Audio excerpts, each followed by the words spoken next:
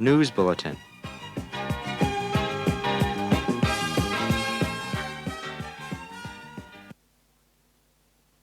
Topic 1.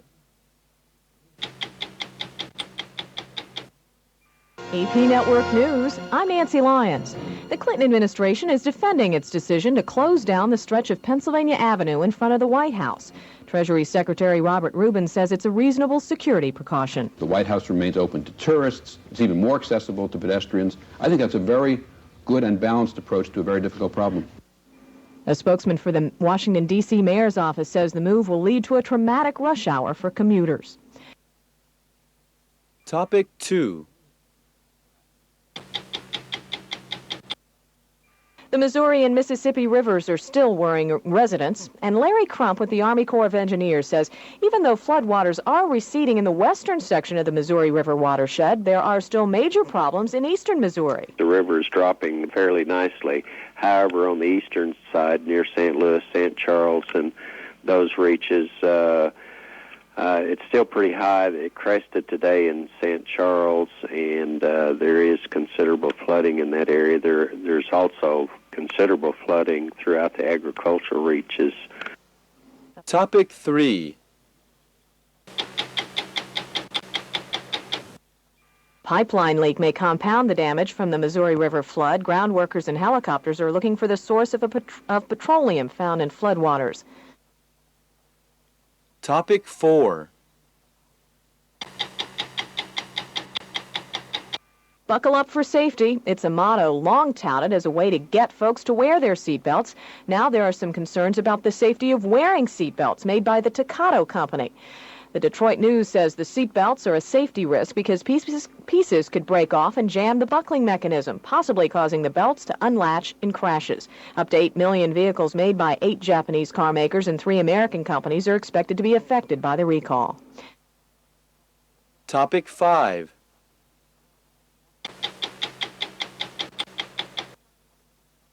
The World Watch Institute looked at an eclectic array of data to chart the planet's health, and its report, Vital Signs 1995, the group found that human demands are beginning to exceed the Earth's resources.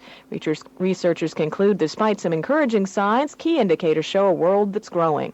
This is AP Network News. Topic 6.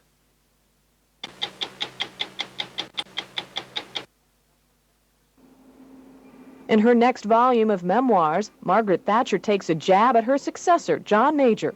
Charles de Ledesma has the latest from London. Ex-Premier Thatcher's new book, The Path to Power, will be published in a few days' time, and in it she lashes out energetically at Prime Minister John Major. She reserves particular vitriol for his economic European and foreign policies, disagreeing principally with the idea of bringing Britain closer to the European Union and linking the pound to European currencies. She urges blocking any further integration into Europe by pursuing every measure of obstruction and disruption open to us. She also alleges that Major's economic policies have worsened the recession in Britain. Charles de Ledesma, London. Topic 7.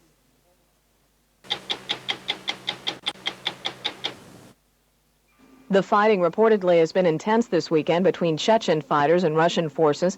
Spokesmen for the separatists say at least 29 rebels have died, 50 others were wounded in the clashes. The fighting comes as troops begin moving to seal roads and valley passes in Chechnya. Topic 8.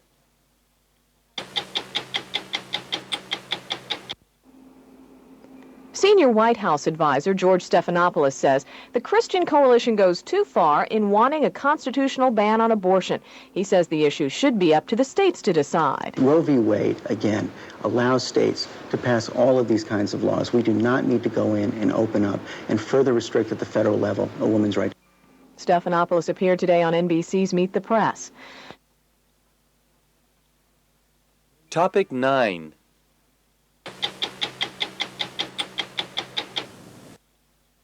Senator Phil Gramm says he'll proceed with his fight to block the nomination of Dr. Henry Foster to be Surgeon General, despite indications that members of his own Republican Party will give Foster the votes he needs for confirmation. The Senate Labor and Human Resources Committee is scheduled to vote on the nomination this week. Foster appears to have the support of all 7 Democrats and at least 1 Republican on the 16-member panel. Topic 10.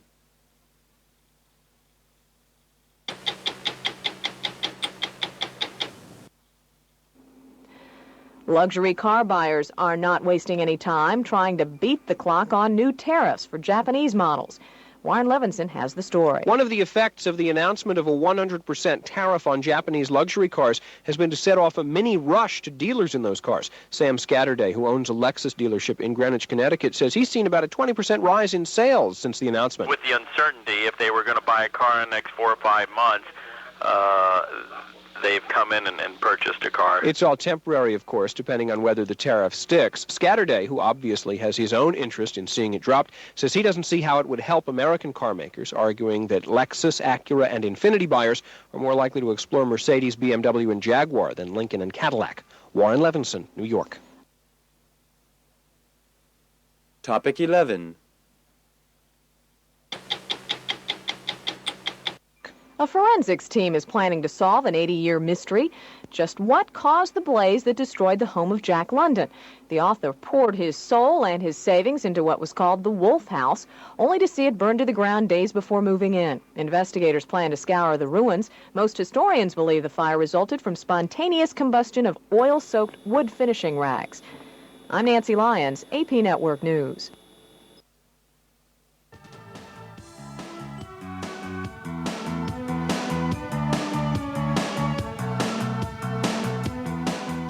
Special of the month.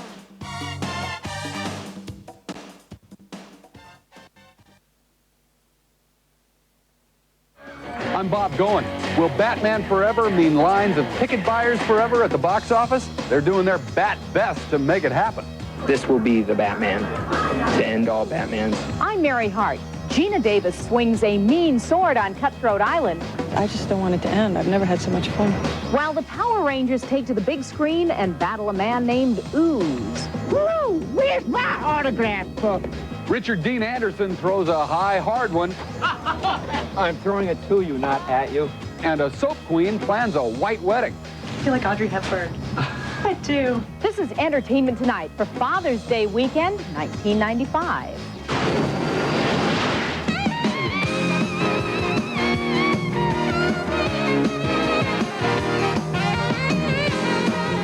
Hi, everybody. Thanks for joining us here in Hollywood this weekend. I'm Bob Goen. And I'm Mary Hart. All's fair in love, war, and movie promotion as Hollywood studios battle to see who can take the biggest bite out of the summer box office. Pocahontas had her premiere party in Central Park, and Casper is haunting Pizza Hut restaurants.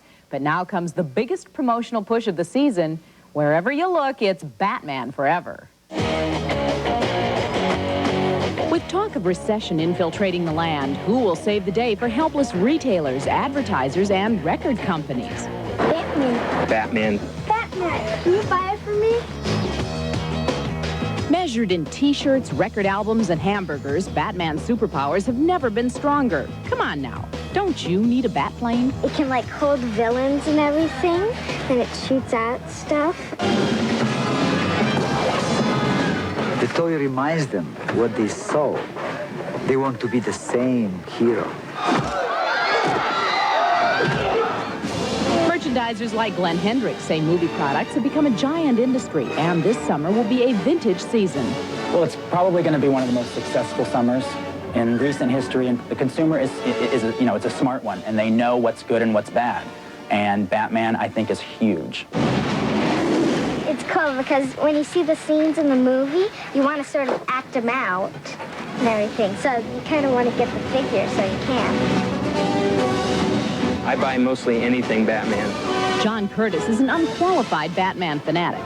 I really get into this stuff. I mean, Batman watch. He says movie products sell because of one thing, star power. They've hit the mark this time. I mean, Jim Carrey, what can you say? He is the Riddler. This will be the Batman, to end all Batmans.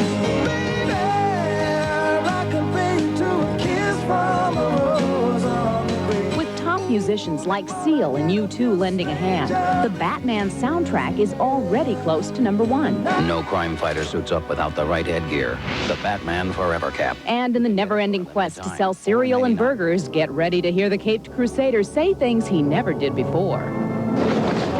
Batman Forever at McDonald's. He just wants to go to McDonald's right now. So right after this, we're going to McDonald's to get another cup. Which is your favorite Batman toy, Darren? As for the moms and dads we talked to, Batman is still their champion and worth every penny they spend. Are you happy, Jim? Yeah. Because Batman's a superhero and he does good things. It's positive. And so if kids want to play with those kind of toys, it's a good thing. And how do you pay for all this bat stuff? Batman checkbook. Batman check. Boy, you haven't seen it all yet. We missed something in the piece. Yeah, there we go. The bat bag for your lunch. He eats a lot of lunch. I have a big appetite. And how about this one, Bob? Oh, yeah. Yeah, the spin pop. The Batman. Spin-Pot. Not an original, but That's that great. one's for you. Okay, This I can't one's get for enough. me, too. I'm doing Carrot Tops act all of a sudden. Don't put it up your nose, okay? This stuff is dangerous. I interviewed Nicole Kidman, and I said, do you have an action figure? And she said, excuse me? So, you got to word these things carefully. Oh, Bob, we can't let you out of the studio, obviously. Well, if all of these new Bat goodies aren't enough for you, and you're nostalgic for the old Batman TV series, do not despair. The cable channel FX will air a day-long marathon on July 4th featuring 31 episodes of the Batman TV series back-to-back. The creation which moves this mountain of merchandising is the movie itself, of course. And Batman Forever turns out to be a wild ride full of color, crime fighting, plus a dose of comedy mixed in. And surrounding the Caped Crusader on screen are a handful of Hollywood heavyweights.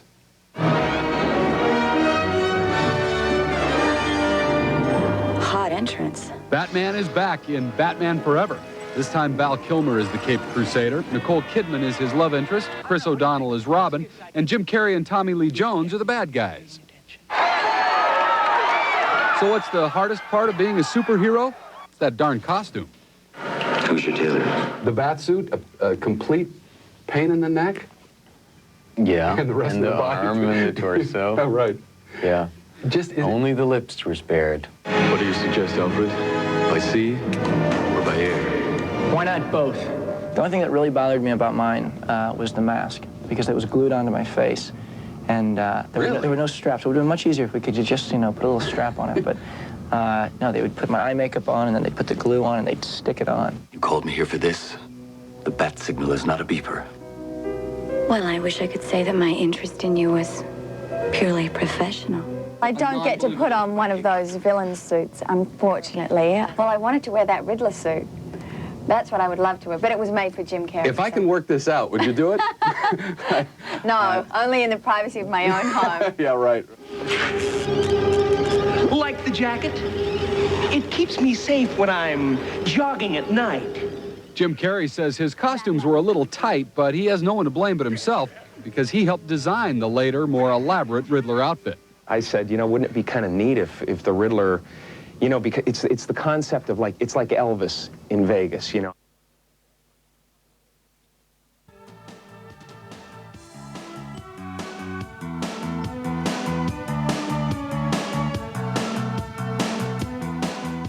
Special of the month.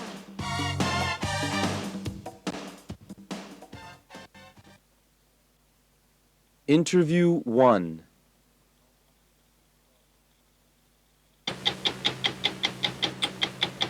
How's this for numbers? 52 million Americans, 1/5 of the population, shop in a Walmart every week. $2 of every 10 spent on department store merchandise goes into a Walmart cash register. Walmart's goal is total saturation, to be within easy reach of every American. But a lot of Americans, especially those in small towns, are beginning to wonder what else this giant corporation is doing to their lives. It's already the world's largest retailer. Projected sales for 1995, $100 billion. In just the 3 months ending last January, they tell us they averaged more than one grand opening every day.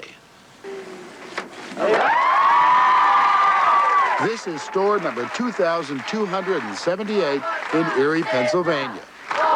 It opened last March with all the typical sales pitchin', high-steppin' hoopla.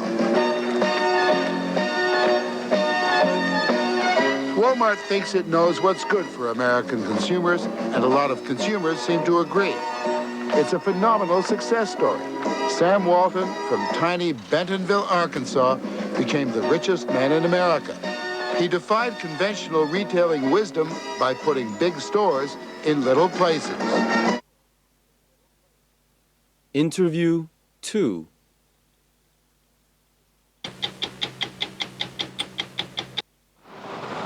Sam Walton is dead, but his company continues to stress Sam's Main Street small-town ideals.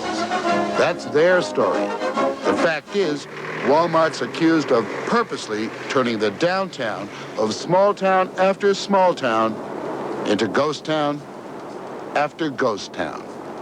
They moved into towns all across the South because the easiest person they could put out of business was mom and pop. Angela and Glenn Falgu once owned a store in Donaldsonville, Louisiana, population 8,000.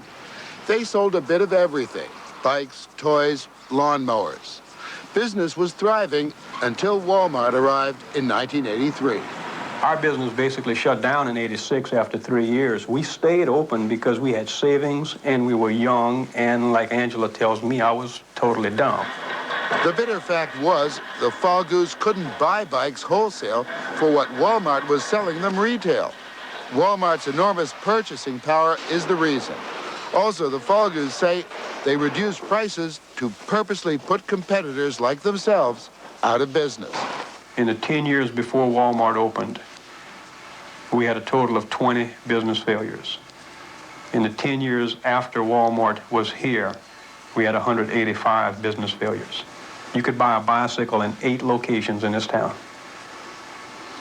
Today, if you want to buy a bicycle, you can only buy it at Walmart. Interview 3.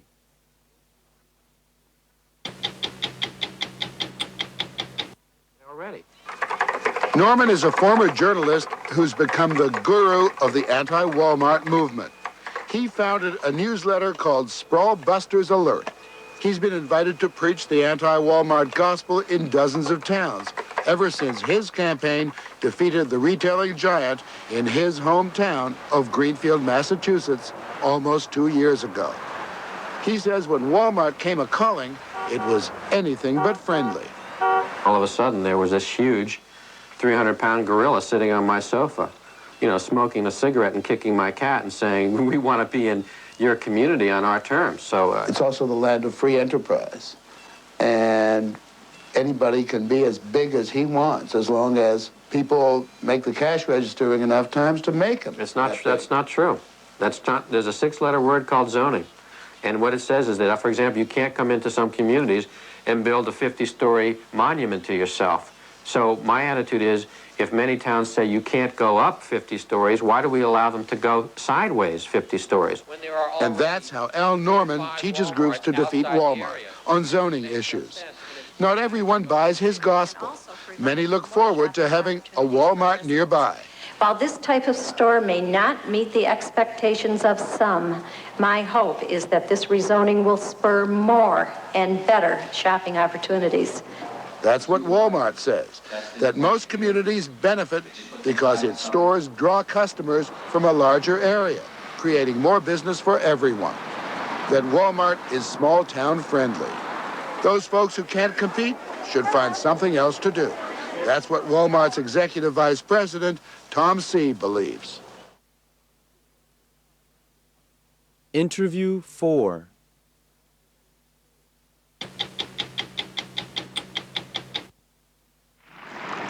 Lancaster County is home to the oldest Amish community in the country, an historic pastoral slice of Americana.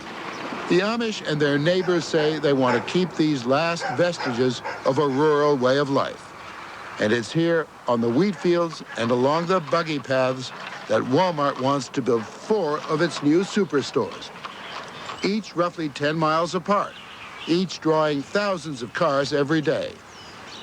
Each like this one in Arkansas, the size of 3 football fields, each encompassing the equivalent of an entire downtown. A one-stop bargain basement to some, to others, like Don Repchinsky, a concrete abomination. This is greed gone berserk. They want to bulldoze Lancaster County small towns. They want to do it in Vermont. They want to do it in Massachusetts. Why in the world are there over 100 citizens groups fighting Walmart? 4 of them are in Lancaster County, and so far, they've managed to defeat Walmart in 2 locations. But the battle is far from over. You've already got several strip malls. You've got a Kmart right out here. You didn't resist those. You didn't fight those. Why not? Why? Because they blend in and they balance our community. That Kmart's not threatening local businessmen. It's a good balance to what we already have existing. It's not an out-of-scale, super store. Interview 5.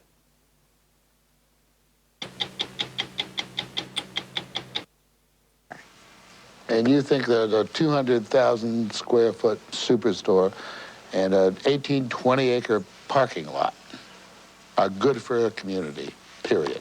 We have found, Morley, in the 143 supercenters that we have open today, that our customers like it. They prefer it. Our sales tell us that, and their letters tell us that. But are you not sympathetic to this growing idea in small communities of saying, look, we want to control this very fragile, small-town quality of life? You don't care about that. Oh, we care very much. You know, our roots are in small-town America. We have stores all across the country in small-town America, rural markets. That is our home base. We're very sensitive to that. In these type communities, our stores do well, the communities do well. They don't get it. When we start talking about quality of life, they start talking about cheap underwear. And I keep saying, you cannot buy small-town quality of life at a Walmart. They don't sell it. But once they steal it from you, you can't buy it back from them. That's what we will lose if we lose Main Street. The small mom-and-pop business, the rural community with its lifestyle, that's American. That's red, white, and blue.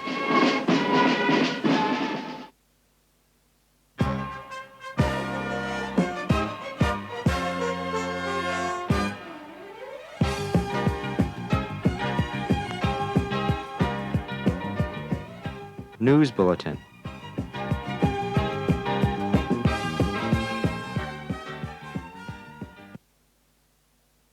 Manson murder trial is television story of the year. And as the first anniversary of the murders approaches, ET correspondent Jerry Grant looks back at the tragedy and the excess. This is one of the most infamous addresses in America, 875 Bundy, Brentwood, California. On the night of June 12, 1994, 2 people were brutally murdered here, murders that shocked the entire neighborhood. But with the arrest of O.J. Simpson, the entire world is now caught up in the circus that is the so-called trial of the century. I find it amazing when people say, gee, I hear so much, I can't bear it, but I'm the other way. O.J. Simpson, bud. I wish I had the discipline not to watch it. I love Judge Ito. I even grew a beard in honor of Judge Ito. This trial defines the word bizarre. It brings new meaning to the term celebrity. So we borrowed the commanding officer's office. An O.J. Simpson TV movie wrapped before the trial began. The DA's dues made headlines, and sworn testimony launched what passes for a career. What is it with the hair? For Entertainment Tonight, this year has meant monitoring a media obsession, where tabloids went as far as recreating the murders. Even reporters get taken in by the sideshow and souvenirs. I go check to see how the sales are going. Hi, I'm O.J. Simpson on the set of my new movie, Frogman, here in beautiful San Juan, Puerto Rico. Of course, it is O.J. Simpson's star status which keeps this a Hollywood story. No other defendant has had a bestseller from behind bars or earned a fortune autographing memorabilia in jail.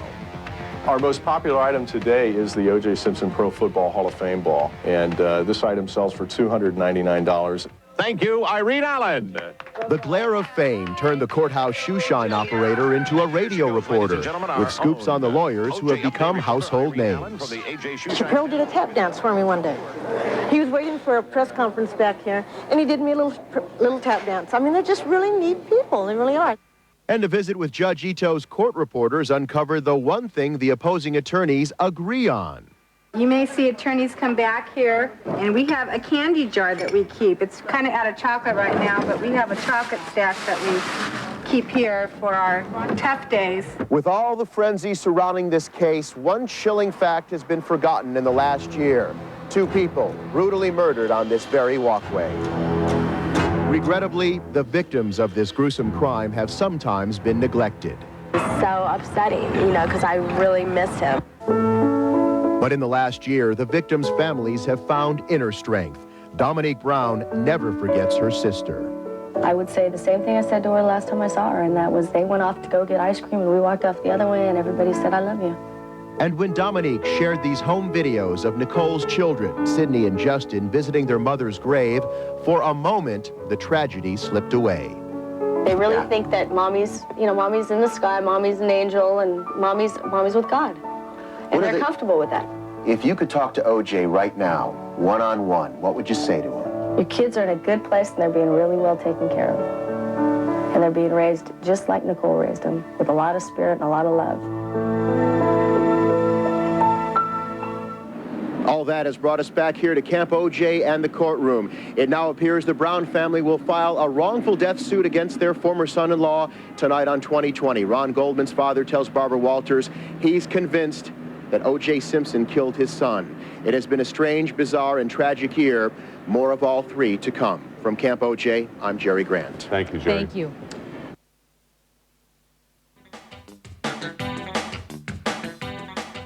This is the end of side A. Turn the tape over.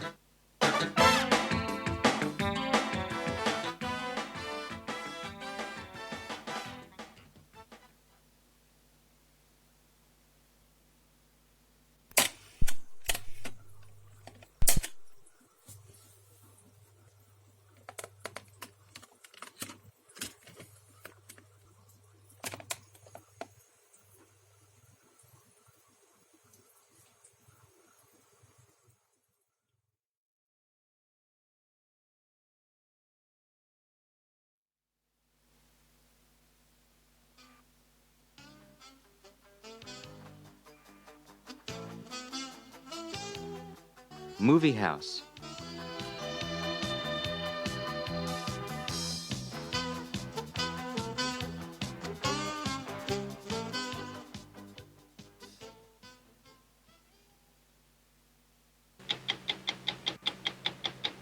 Scene 1. It was 1957, and we were driving from Florida to Utah. After my mother was beaten up by her boyfriend, we got in the Nash and hightailed it for the uranium fields. We were gonna get rich and change our luck, which hadn't been so hot since our family broke up 5 years back.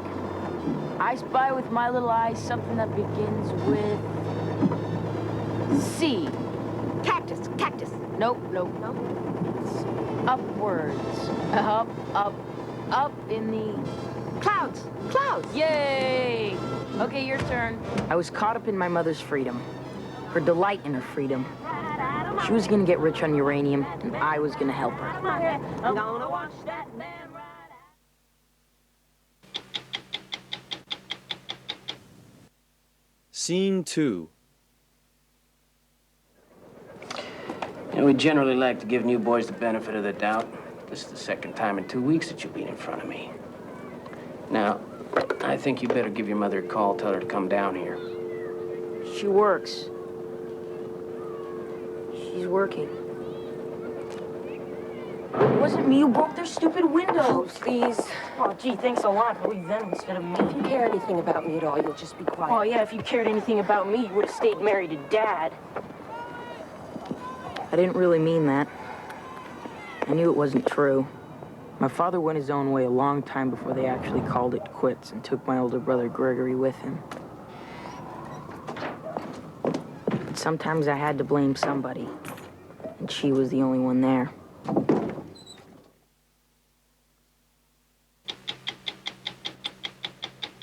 Scene 3.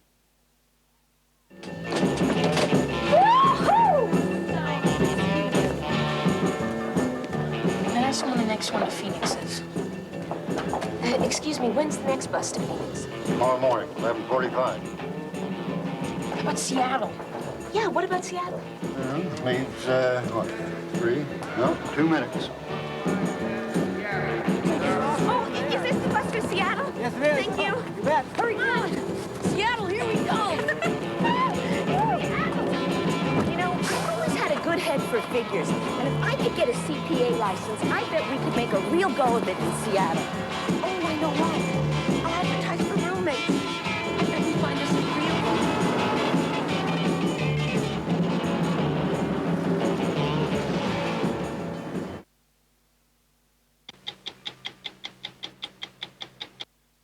Scene 4.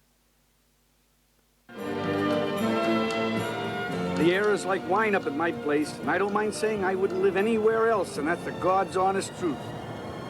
There's good schools, there's honest people, and some of the finest fishing in the world.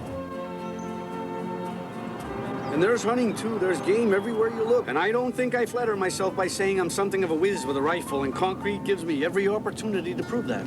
Dwight kept babbling on about the virtues of concrete, but all I could think about was shooting that turkey. So here we are. Welcome to concrete, Dwight's home sweet home. Some of the finest people in the whole state of Washington, you ask me. And that's no lie. Lots of churches, too. Lots of churches. Neighbor of mine says looking for nice churches, come to concrete. Looking for sin, go to hell. I think that's funny. Don't you? Huh? Jack? Toby? Jack, that is? Jack?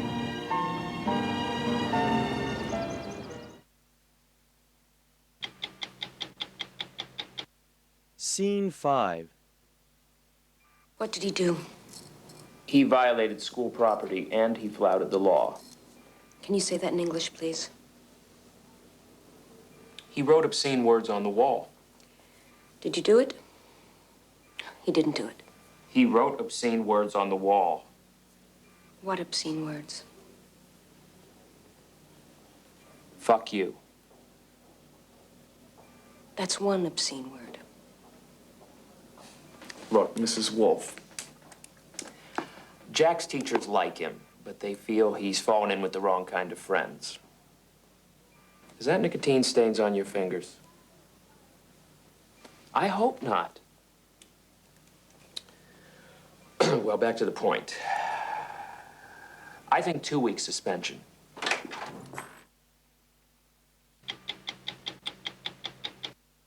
Scene 6. So, Toby, you'll be in Miss Graham's class, right? Yeah. She nice? She's okay. She's pretty. Yeah, he changed in schools. No, I've been here all my Speaking life. of changing, I had a talk with Jack on the way up here, and he wants to be a better boy. Things weren't going too well for him in Seattle. The police actually came to his house and had a talk with Caroline about him. Yeah, that's right. The police. So here's what I think. I think I'm in the hands of the devil's workshop. So I found our Jack a little something to do. I picked up 2 barrels of horse chestnuts in the park, and you can spend your evenings hauling them. I also enrolled you in the Boy Scouts. I got you a paper route. It starts every Monday from 3 to 6:30. Every afternoon, 3 to 6:30. Pays $55 a month. What do you say? I'll do it.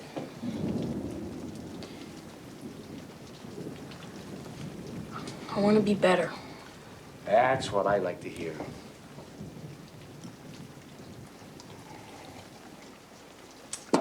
Okay, you guys, let's get this place cleaned up. Let's get the dishes going. Come on. Let's show Jack how we do the concrete.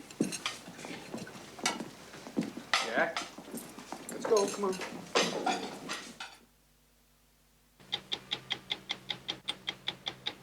Scene 7. I'm gonna get you a scout uniform, Jack. Really? Getting one for me, too. Don't believe in doing anything halfway. If you're serious about the scouts, I am. then I want you to do it right. We'll do it right together. I got your subscription to this. I'll take the price out of your paper route money. Boys magazine? It's the Scout magazine. Tells about what it means to be a scout, what kind of boy you need to be, you know, about merit badges and stuff like that. Suggested good turns a scout can do. Assist a foreign boy with some English grammar. Help put out a burning field. And give water to a crippled dog. I could do those. Hell yes, you could. You're a bright kid, and I want this scout thing done right, okay? Okay.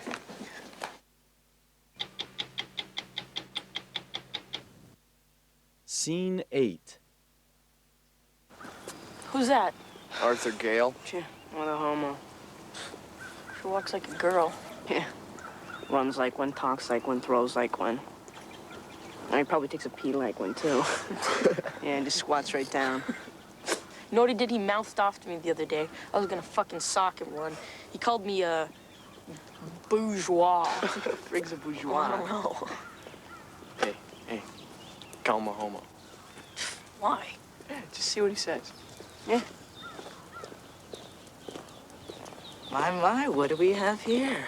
Elmer Fudd and his hunting boys. Look at all that yellow. Boy, didn't your mama teach you to wash your hands after you pee? Shut up. Strike one. Ooh, that was very good. Very original. Did you just make that up? That was very, very clever. Why don't you just fuck off, dick lick? Excuse me. Woo! Hasn't anyone ever told you you look exactly like a pile of steaming dog turd? Yeah? Well, at least I'm not a great big homo.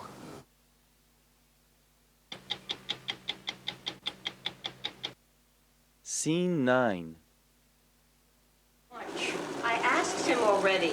I asked him last week. I asked him this morning.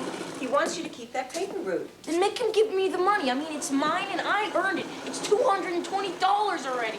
He won't do it, Jack. He says he wants to keep it for when you really need it. God, it's not fair.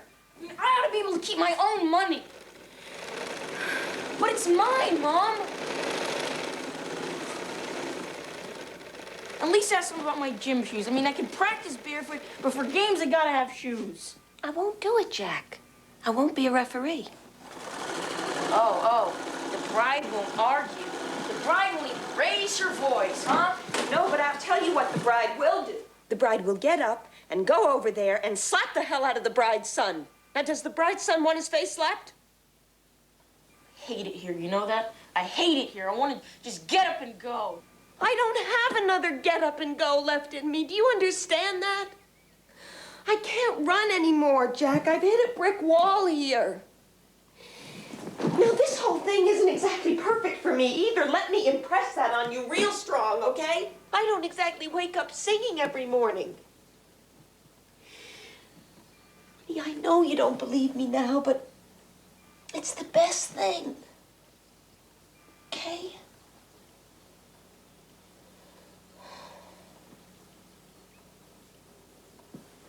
I'm gonna make this marriage work. I won't join in any fights. I won't even raise my voice.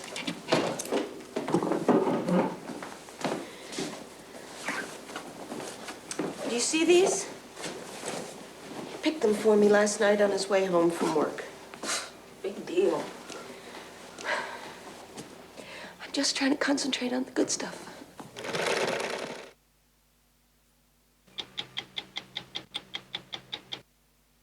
Scene 10. My application forms must have come today, and he threw them away. Hey, I thought I was helping him. Thought I'd save him some trouble. 'Cause he's got no chance of getting into some fancy prep school. You've always got your nose pressed up against the bake shop window, haven't you, Dwight? What? You're so afraid that someone else is going to get something that you never had. It's what makes you mean. And you know something, Dwight? One of these days, all of that meanness is going to snap back and slap you right in the face. Oh, I'm so scared. I'm so scared. I'm so scared. Oh! This is all you gave me for dinner?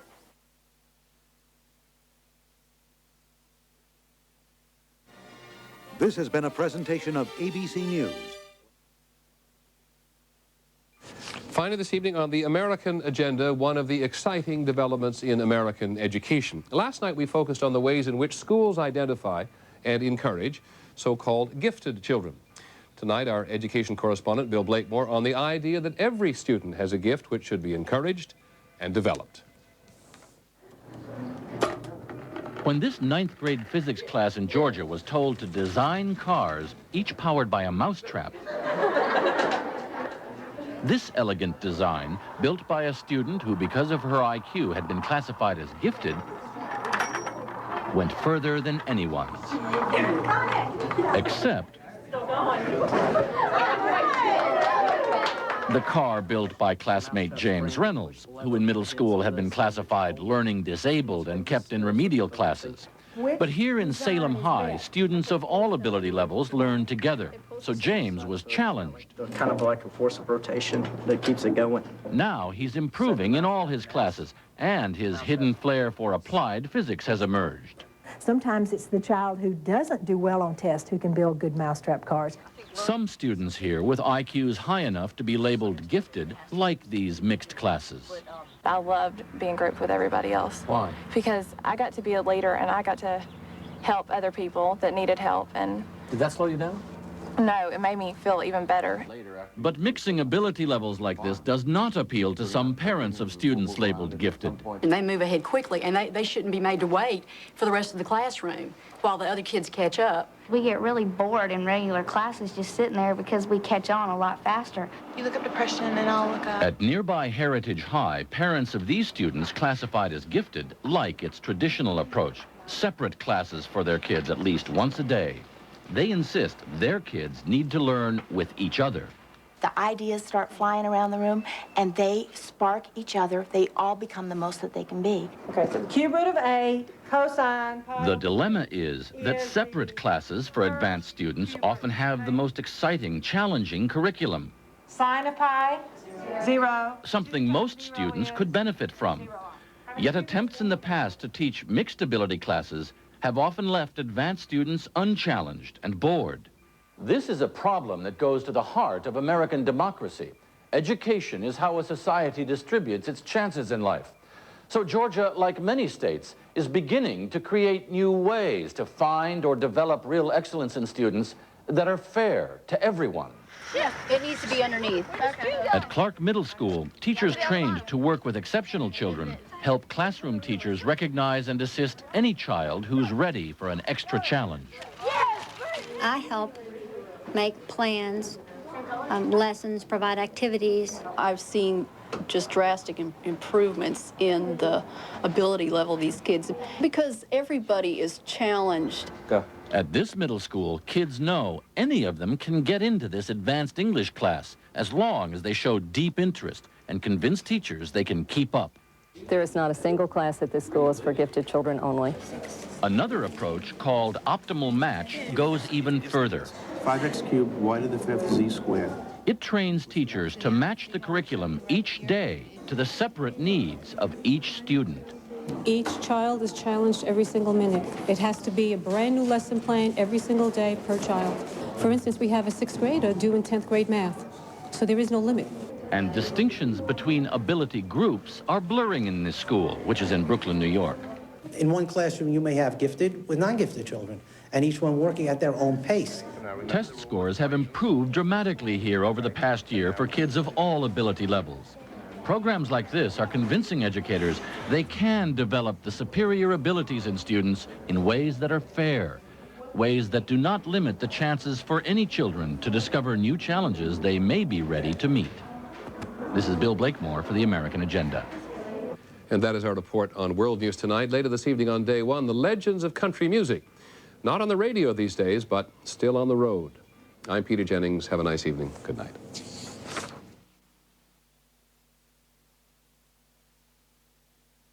Listening comprehension tests. In this part of the test, you will hear a question spoken in English, followed by 3 answers, also spoken in English.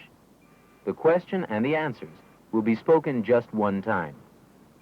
They will not be written out for you. You must listen carefully to understand.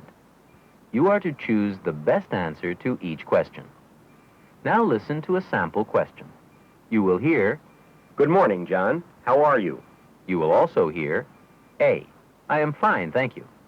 B, "I am in the living room." C, "My name is John." The best answer to the question, "How are you?" is choice A, I am fine, thank you. Therefore, you should choose answer A.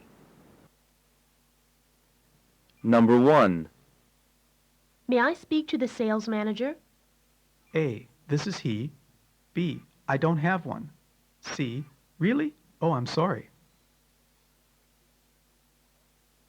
Number 2.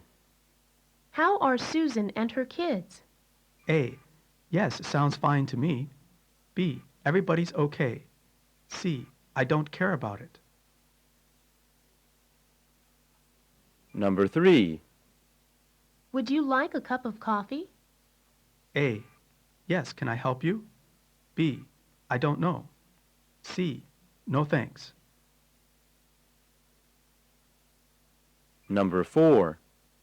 Open the window, will you? It's hot. A, I'm sorry I had the flu. B, not at all. There you go. C, yes, but it tastes awful. Number 5. What are you doing?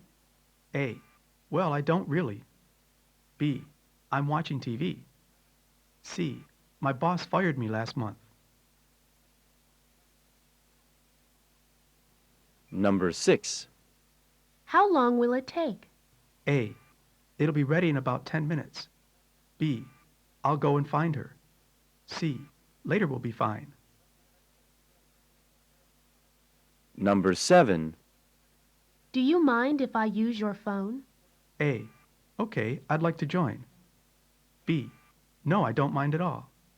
C, you're a very kind man. Number 8. Sorry, he'll be busy on Sunday. A, what's the title of the book? B, what is he going to do then? C, is that your umbrella? Number 9. It's $27.20 with the tax. A, all right, just a second. B, here's your change. C, okay, here you are. Number 10. I'm happy to meet you again, Tom. Thank you for coming to see me. A, it's a pleasure. B, it's fine, thanks. C, well, they don't taste fresh to me. Number 11. How do you come to office? A, oh, about 20 minutes. B, I hope so. C, by bus. Number 12. I'd like some ice cream, please. A, are you sure? B, what size do you wear? C, a single or a double scoop? Number 13. I'm from Market Research Incorporated. May I ask you some questions? A, yes, all right. B, no, never, I like. C, don't mention it. Number 14. I lost my glasses yesterday. A, really? How did you go? B, you did? What did you see? C, where did you lose them? Number 15. What did you put in these suitcases? A, only clothes. B, yes, they are. C, I can't hurry.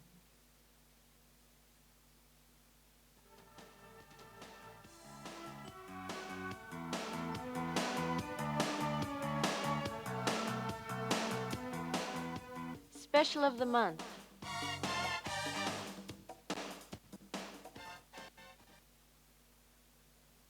AFKN advertisement. Today, we're going to demonstrate just how wonderful electricity is. Ready, Daryl? Well, Mr. Science... Okay, wow. Look at this. By simply hooking up this generator, we can make music. But Mr. Science... Or make a light bulb light. Mr. Science... Where does all this electricity come from? Well, you know, just throw a switch, and it's there. What's electricity made of? Well, oil, coal, water, and... Will we ever run out of what it takes to make electricity? Don't be silly, my boy. Electricity's always been there. It'll always be there. Mr. Science, are you sure about that? Not positive, no. Conserve electricity today for a brighter tomorrow.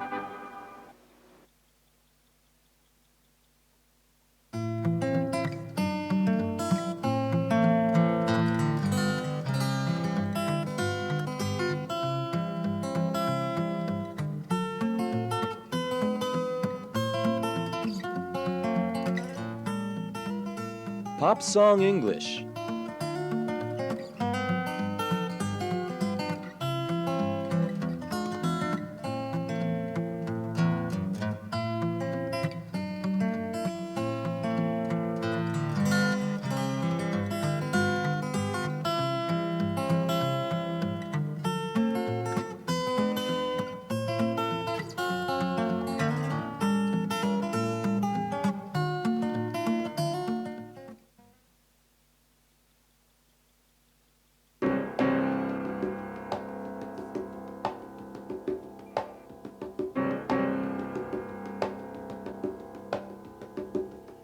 La Rouge lies awake at night, doesn't sleep for days. I guess he's carrying something that the pillars can't take away. I feel just like him, except for me it's double. Baby, I got you in your trouble. Well, your trouble. I used to not need nothing, now trouble is all I need.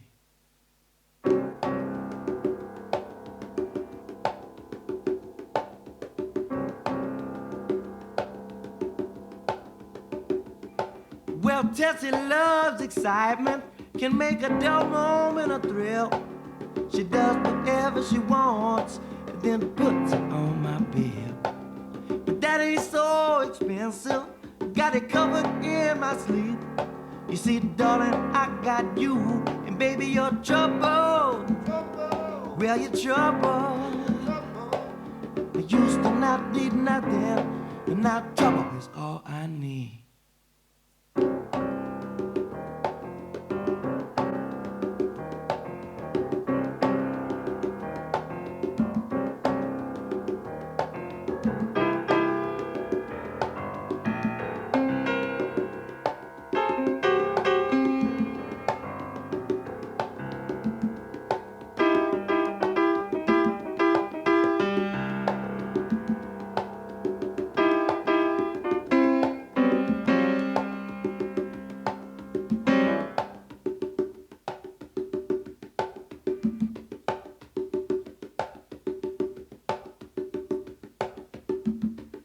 I wouldn't bet against myself in a poker game, or build a house in a hurricane, and lose everything I had, and spend the rest of my life going mad. In a way, it'd be a relief.